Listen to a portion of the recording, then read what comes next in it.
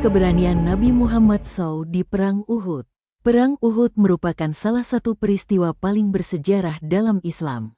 Peperangan ini bukan hanya peperangan fisik, namun juga peperangan rohani dan moral yang mendalam. Dipimpin langsung oleh Nabi Muhammad SAW, perang ini menjadi kenangan tak terlupakan dalam sejarah Islam. Pada awalnya pasukan Islam berjumlah 1.000 orang yang terdiri dari gabungan warga Mekah dan Madinah. Mereka harus melawan kaum kafir Quraisy yang berjumlah 3.000 tentara. Pasukan Quraisy terdiri dari 200 orang penunggang kuda, 700 orang penunggang unta, dan selebihnya pemanah dan bujang. Ini merupakan tantangan besar bagi pasukan Muslim, namun mereka tetap bersemangat dan siap berperang. Namun dalam perjalanan menuju Gunung Uhud, Abdullah bin Ubay, salah satu pemimpin terbesar suku Quraisy, membelot dan membawa 300 tentara Islam. Ini merupakan pukulan besar bagi pasukan Muslim, karena jumlah mereka berkurang menjadi hanya 700 orang. Namun, meski menghadapi pengkhianatan tersebut, Nabi Muhammad tetap fokus pada umat Islam dan tidak peduli dengan pembelotan tersebut. Rasulullah sebagai pemimpin perang melakukan persiapan yang matang menghadapi kaum kafir Quraisy.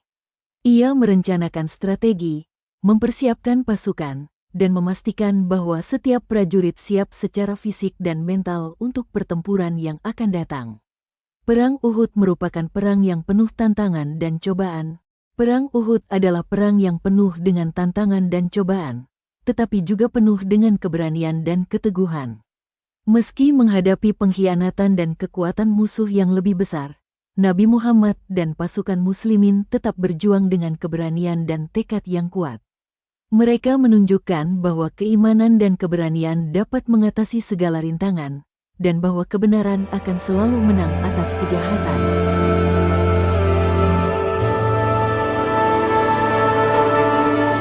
Perang Uhud, sebuah pertempuran yang penuh dengan pelajaran. Perang Uhud meletus pada tanggal 15 bulan Syawal tahun ketiga Hijriah. Ini adalah hari yang akan selalu diingat dalam sejarah Islam, hari di mana keberanian dan keteguhan iman diuji. Nabi Muhammad, pemimpin pasukan Muslimin, menempatkan 50 pasukan pemanah di atas Gunung Uhud. Mereka ditempatkan di posisi strategis ini untuk melindungi pasukan Muslimin dari serangan pasukan berkuda kaum Quraisy. Nabi Muhammad juga berpesan kepada para prajurit Muslim agar tidak meninggalkan tempatnya apapun yang terjadi saat perang. Pesan ini menunjukkan betapa pentingnya disiplin dan ketaatan dalam pertempuran. Perang Uhud berlangsung selama 7 hari yang intens. Pada awal pertempuran, pasukan Muslimin berhasil menguasai perang.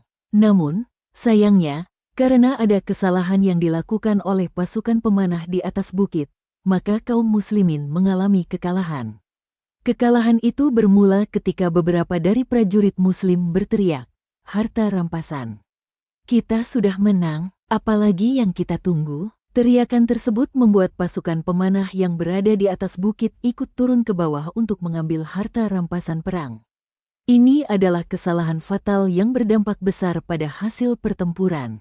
Pasukan pemanah yang turun untuk mengambil harta rampasan itu justru dimanfaatkan oleh prajurit kafir Quraisy untuk menyerang pasukan Muslim.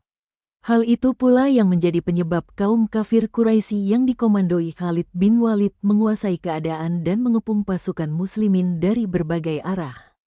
Perang Uhud adalah pertempuran yang penuh dengan pelajaran. Meski mengalami kekalahan, pasukan Muslimin tetap teguh dan berani.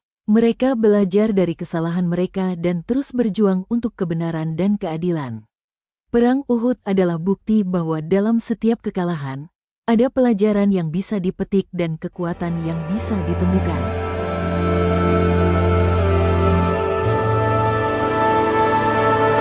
Keberanian Nabi Muhammad di medan perang Uhud, sebuah kisah inspiratif.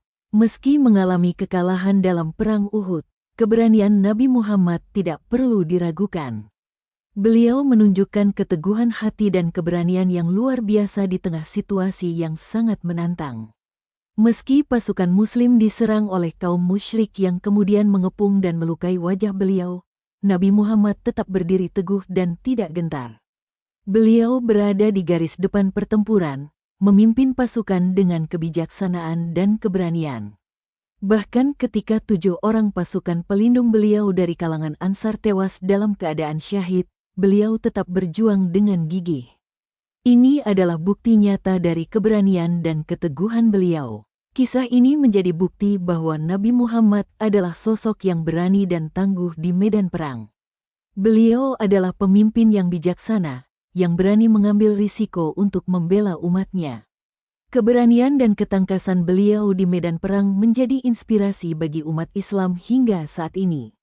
Keberanian Nabi Muhammad di medan perang Uhud adalah cerminan dari keimanan dan keteguhan hati beliau.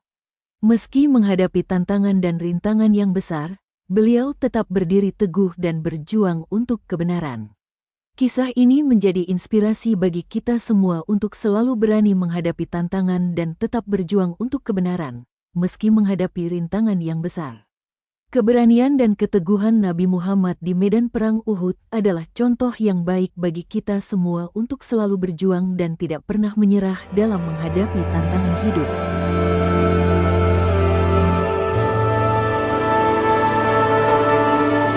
Perang Uhud berakhir dengan situasi yang cukup dramatis. Meski pasukan muslimin mengalami banyak kerugian dan korban jiwa, mereka berhasil mempertahankan posisi dan melindungi Nabi Muhammad. Setelah pertempuran hebat, kebanyakan tentara muslim berjaya berundur ke Uhud di mana mereka berkumpul semula. Khalid bin Walid, yang memimpin pasukan Quraisy, memutuskan untuk mundur dan mengumumkan kemenangan mereka. Namun, kemenangan tersebut tidak berarti Quraisy berhasil menguasai Madinah. Mereka memilih untuk tidak menyerbu Madinah dan pulang dengan tangan hampa.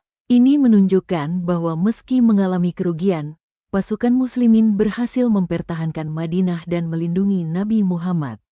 Perang Uhud menjadi pelajaran berharga bagi umat Islam tentang pentingnya ketaatan dan kebersamaan dalam menghadapi musuh. Meski mengalami kerugian, semangat juang dan keimanan mereka tidak pudar. Demikianlah kisah ini diceritakan. Segala kebenaran detailnya kita kembalikan kepada Allah, Tuhan yang Maha Esa dan Maha Berkehendak.